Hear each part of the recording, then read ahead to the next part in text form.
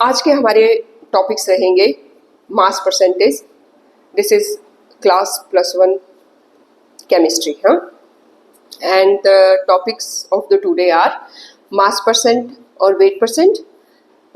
Second is mole fraction, molarity, molality. ठीक है, इन चारों शब्दों के मतलब आज हम समझेंगे और इसके बेस पे न्यूमेरिकल्स करेंगे. ठीक है, ये जितने भी वर्ड्स ये है वर्ड्स ये यूज होते हैं सॉल्यूशंस के लिए. सॉल्यूशंस के लिए तो सबसे पहले हमारे पास मास परसेंट और वेट परसेंट. ओके, तो मास परसेंट कैसे? मास परसेंट हमने क्या कहा कि जितने भी ये वर्ड्स हैं ये सॉल्यूशंस के लिए यूज होते हैं. किसके लिए? सॉल्यूशंस के लिए यूज होते हैं. तो फर्स्ट है मेरे पास मास परसेंट. मास परसेंट कैसे निकलेगी कि कितना परसेंट मास सॉल्यूट का प्रेजेंट है सॉल्यूशन के अंदर, ये पता करना है मुझे. ठीक है, तो मुझे क्या होगा, mass of the solute, formula क्या होगा, mass of the solute divided by mass of the solvent. Solution into 100. Percentage ऐसे निकलती है, बस ऐसे निकालते हैं मास परसेंटेज. अब आपको जैसे ये क्वेश्चन है, ए solution is prepared by adding 2 gram of A substance. ठीक है, तो ये 2 ग्राम का सबस्टांस है टू 18 ग्राम ऑफ वाटर. तो वाटर क्या है? वाटर है सॉल्वेंट. वाटर क्या है? सॉल्वेंट. ठीक है, और ये क्या डाला है? सबस्टांस ए. सबस्टांस ए जो है वो है 2 ग्राम. ये दोनों मिलके सॉल्यूशन बनाएंगे, मतलब 18 + 2 ग्राम 20 ग्राम. तो इसका मतलब सॉल्यूशन का नीचे हम क्या लिखेंगे? 20 ग्राम. ऊपर लिखेंगे 2 × 100. परसेंटेज निकल जाएगी. Is it okay? तो आप रिएक्शन में जो सॉल्यूशन के कुछ टर्म्स हैं, रिएक्शन ऑफ सॉल्यूशन के जो कुछ टर्म्स हैं उसमें से पहला टर्म हमने क्लियर कर लिया, मास परसेंटेज कैसे निकाली जाएगी. बस ऊपर वेट लगा दो ना. हाँ, वेट × 100. Is it okay? अब है हमारे पास मोल फ्रैक्शन. क्या है? Mole fraction. Is it okay? अब मेरे को पता है कि मोल फ्रैक्शन, जैसे मेरे पास ना सॉल्यूशन है.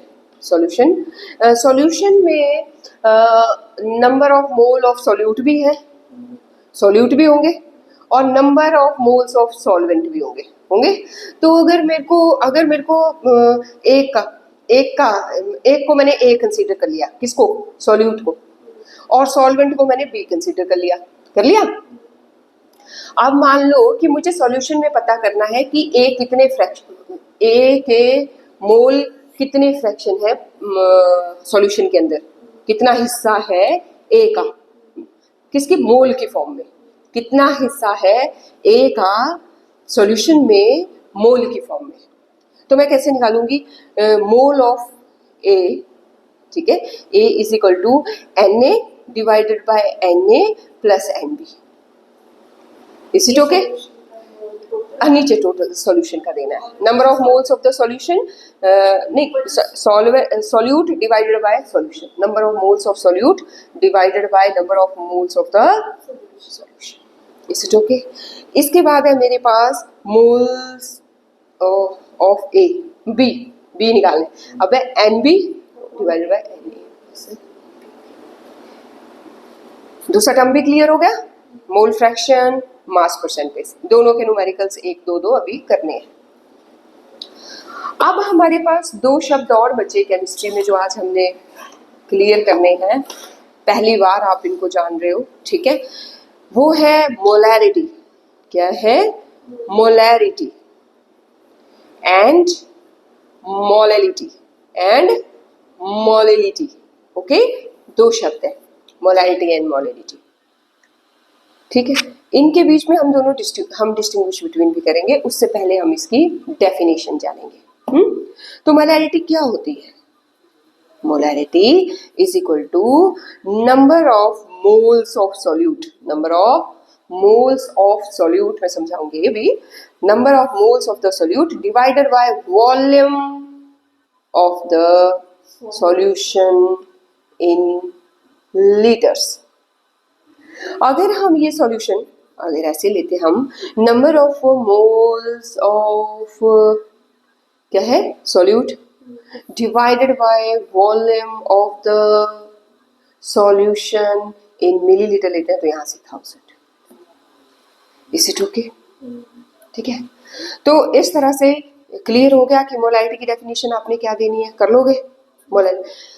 और इसी तरह से अगर आपको मोलैलिटी पता करनी है, क्या है मोलैलिटी, तो आप क्या करोगे, मैं लिख रही हूँ molality is equal to number of moles of solute divided bye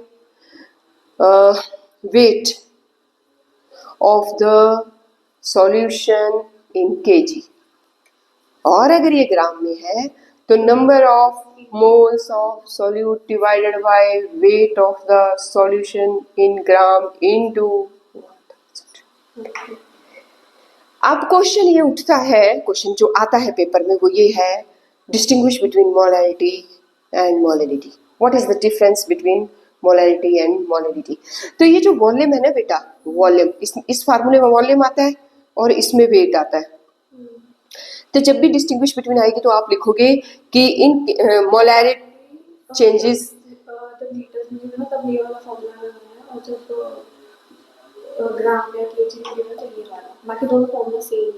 नहीं, जहाँ पे मोलैलिटी निकालने को बोला होगा मोलैलिटी, तब आपने ये फार्मूला यूज करना है। जब जहाँ पे मोलैरिटी निकालने को बोला, हाँ हाँ, लेकिन अब वही है ना कि आपने ध्यान ये रखना है कि किसमें यूज करना है वेट, ये नहीं कि वहाँ कंफ्यूज हो जाओ, है ना, क्लियर कर लेना बिल्कुल।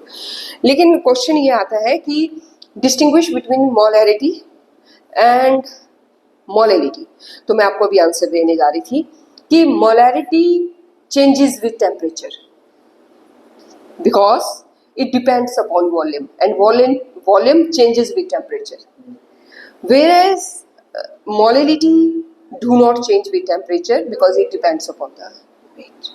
ये क्वेश्चन आता है, इज इट ओके? ये हो गया। इसके अलावा जो आपकी बुक में है वो है बैलेंसिंग। अब इसके बेस पे न्यूमेरिकल भी आपने करने हैं, जैसे ये देखो calculate the molarity of NaOH, किसकी करनी है? तो मोलैरिटी हमें फाइंड आउट करनी, तो क्वेश्चन मार्क, ठीक है। In the solution prepared by dissolving 4 gram of solute, तो वेट आ गया,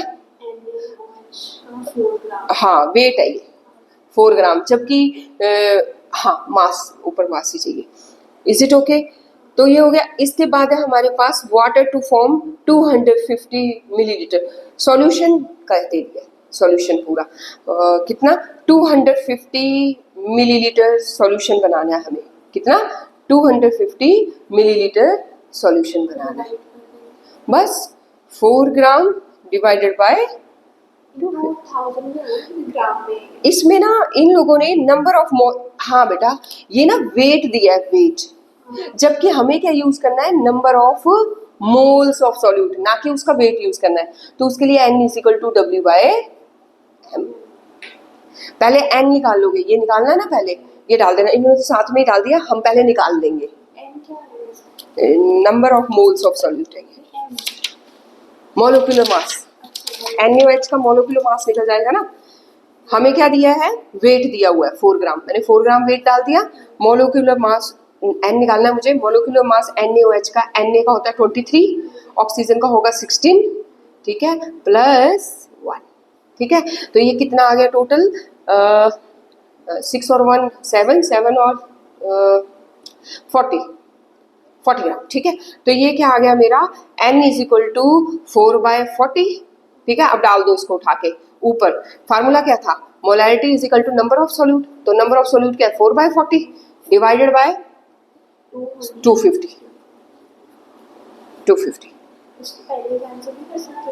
हाँ इन्होंने, हाँ मतलब आपकी इच्छा है, अगर आप ऐसे करके इसको 0.1 के फॉर्म में रखना चाहते हो तो हाँ, तो ये 10 हुआ ना, तो फिर ये ऊपर चला जाएगा, तो ये हाँ, तो ये इस तरह रख लो। और ये जो है ये मिलीलीटर में दिया है, लेकिन फार्मूला जो है किसकी फॉर्म में लाना है, हमें लीटर की फॉर्म में लाना है, तो 0.2500 बस डिवाइड कर, ध्यान देना है स्टैंडर्ड फॉर्म में लाना है।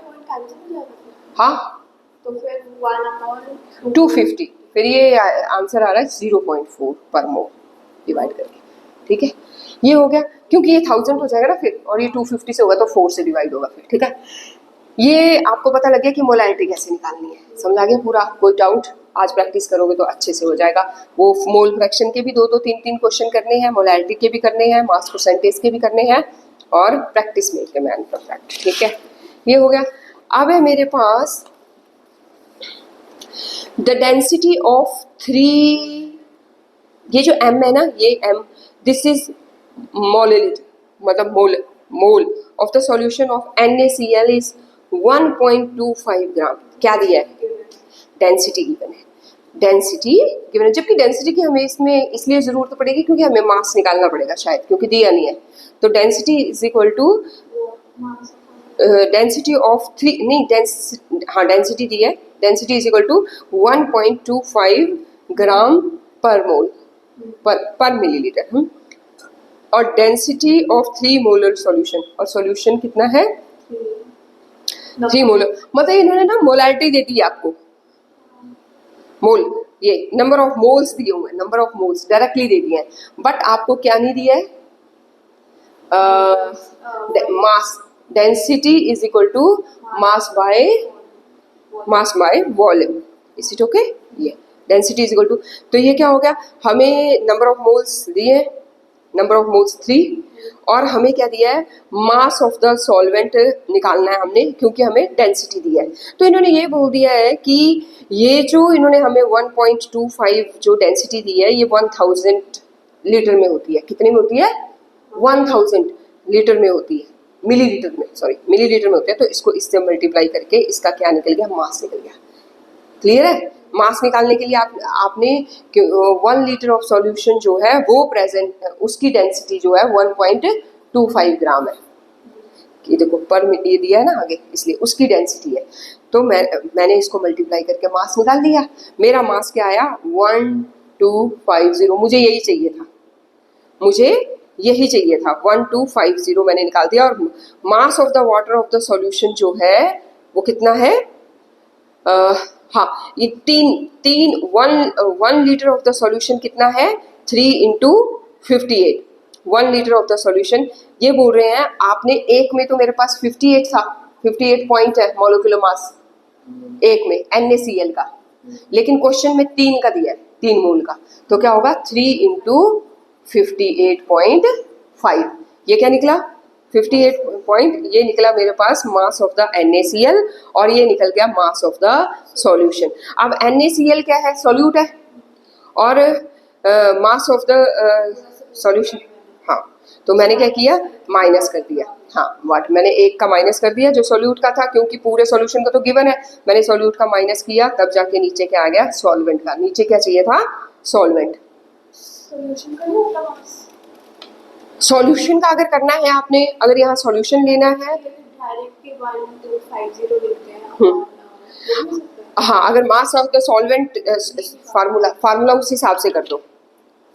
Mass of the solution percentage की फॉर्म में है, मास ऑफ द सॉल्यूशन है लीटर में, तो आप यहाँ पे ये माइनस करने की बजाय, हाँ, इज इट ओके? ये हो गया। तो आपको एक एक क्वेश्चन मैंने करा दिया। ये जो NCERT क्वेश्चन है ये भी करने हैं। बैलेंसिंग आपको आती है? बैलेंसिंग वो तो आती है ना, 10th में सीखी थी हमने, तो आज वो भी थोड़ी प्रैक्टिस करनी है, ठीक है? काफ़ी है इतना? चलो स्टार्ट करो। चलो पहले तो मुझे डेफिनेशन सुना दो चारों की, उसके बाद आगे स्टार्ट, और फार्मूले सुना दो चारों के, फिर स्टार्ट करो आगे, ठीक है? चलो।